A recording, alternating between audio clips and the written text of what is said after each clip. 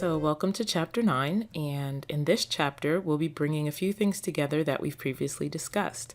So, in earlier chapters, we've talked quite a bit about injury in general and how the body responds to it, as well as viral infections and neoplasms and variety of issues that can occur. So now we're going to get into how systemic diseases or diseases throughout the body, particularly those originating in other parts of the body or even malfunctioning of body systems, for example, can show up in the mouth and the pathological processes that result. And then we'll talk about how this relates to your treatment of patients. And while some people act as if the mouth and the rest of the body or even their general health have nothing to do with one another, we know that that's not true. The body is one unit, and so things that go wrong in one part of the body are going to often show up in another part of the body. So we're going to talk about what you might expect to see as clinicians in the oral mucosa, the maxilla, the mandible. Now, immunodeficiency, of course, is a major factor that we discussed in Chapter 4. So a lack of defenses leaves the oral cavity, which is brimming with bacteria, just open to certain opportunistic diseases. And we've touched on that earlier.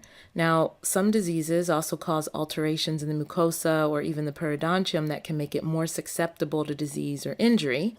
And maybe the mucosa becomes ulcerated as a result, or there's a disease affecting the bone directly, or even a drug prescribed to address a systemic issue. So all of these are things that we're going to discuss.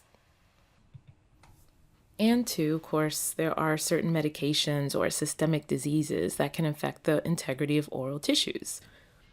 And these can make them more fragile and easily injured during normal activities like, say, eating crunchy chips or something.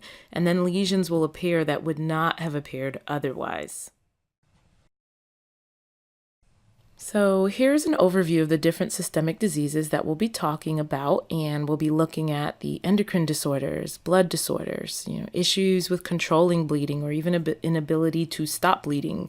And there are also the oral effects of therapies for oral cancers. So yes, oral cancer therapies can serve a good purpose. That's the point of them, but they can be destructive as well. And lastly, we'll discuss briefly how some drugs can directly affect structures in the oral cavity. So let's get started.